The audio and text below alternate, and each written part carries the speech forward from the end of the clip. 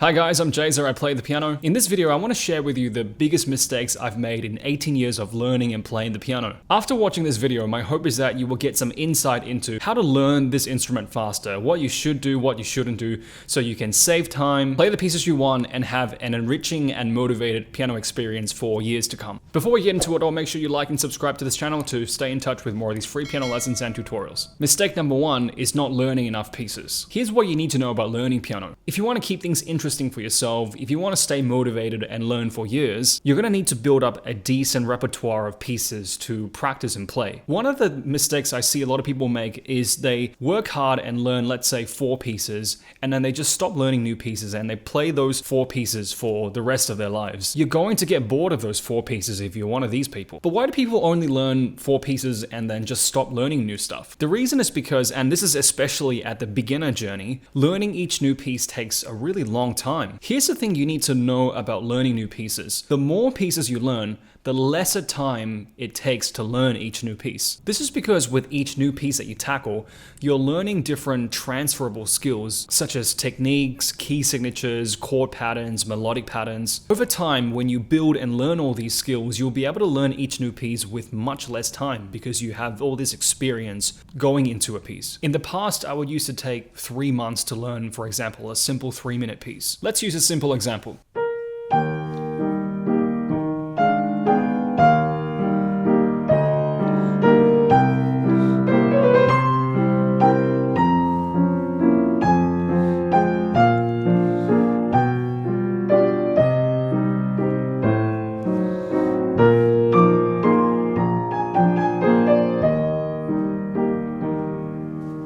That was the Chopin Nocturne in E flat. In the past, when I learned this 10 years ago, I probably took around something like 3 months just to learn this simple 3-minute piece. But if you ask me to learn something that's around this length and around this difficulty these days, I can learn and play within days. I'm saying this to show you that when you learn lots of pieces, you'll build experience and you can do the same thing too, to learn pieces very, very quickly. So to conclude this point, I recommend you to make it a point to learn extra pieces. Challenge yourself, you can absolutely do it. See if you can learn 12 pieces in a year. So there are 12 months in a year, see if you can learn 1 piece per month. If you can find the energy and the motivation to do this, you'll find that this energy and motivation will sustain itself, and piano will always remain an interesting subject to you because you always have something to improve and something to work towards. Never ever settle, guys, keep on improving. Mistake number 2 is not practicing enough. Now I know this sounds really intuitive and common sense, but I have something interesting to share with you in this video that you may not have heard of. From my experience of being a student and a teacher,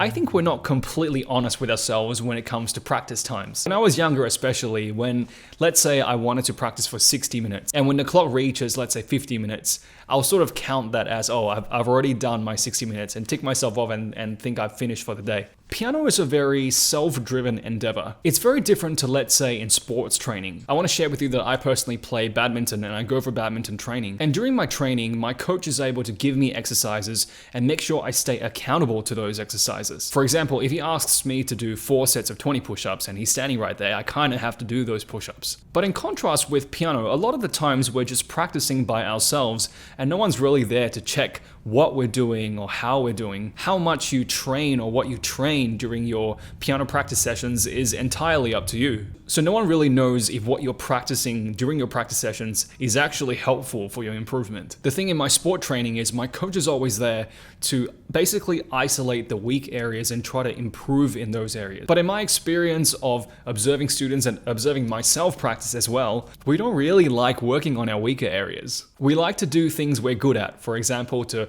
play through pieces that we already know really well. We tend to put off the more difficult tasks, such as maybe practicing a weak passage for 20 times slowly. For example, I would see maybe some students do something like this. So.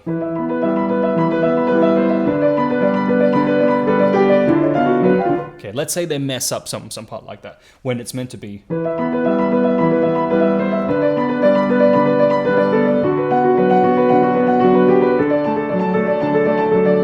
Okay, students, when they mess up, they often tend to gloss over those mistakes and not actually ask themselves, well, why did we make a mistake there? So for example,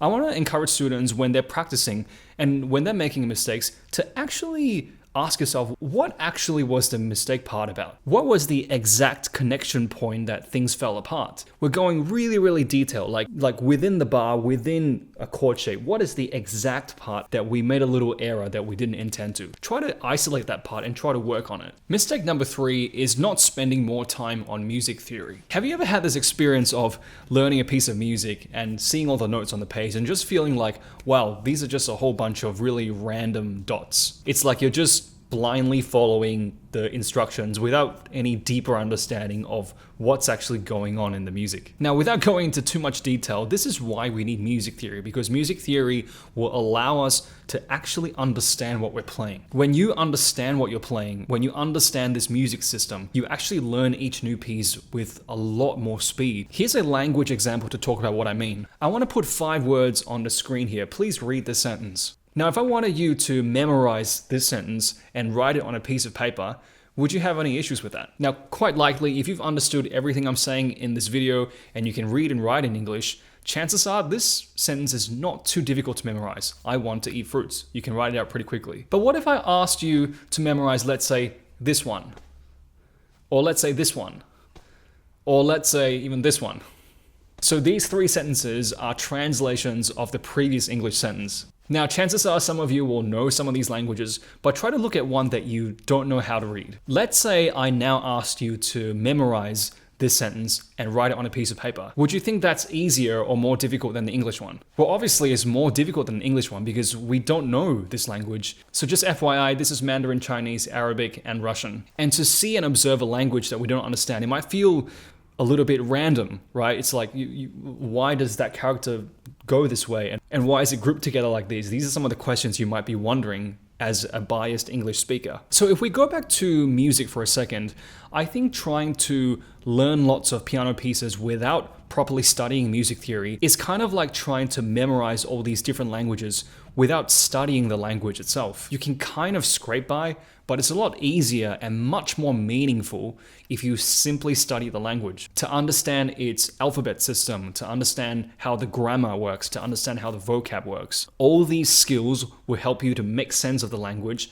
and actually navigate through that language very easily. So I recommend you to study music theory. It will help you tremendously. We're here at our last one. Mistake 4 is not listening to the pieces that you are practicing. Now, when I'm talking about listening to the pieces, I'm talking about going onto YouTube or Spotify or somewhere to listen to other pianists who play the same piece. The reason I advocate for this, by listening to established pianists who have played already the piece that you want to learn, you can visualize yourself playing through the final product. There's been so many times where, let's say I'm learning a piece, I'm getting stuck at a part, or I just don't feel very motivated.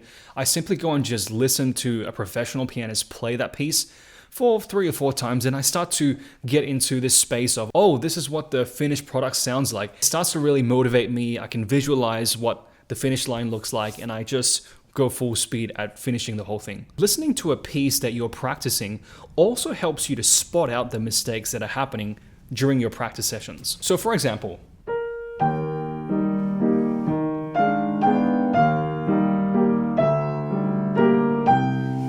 now, I don't know if you could pick up a little mistake there. Instead of the E flat, I played the E natural.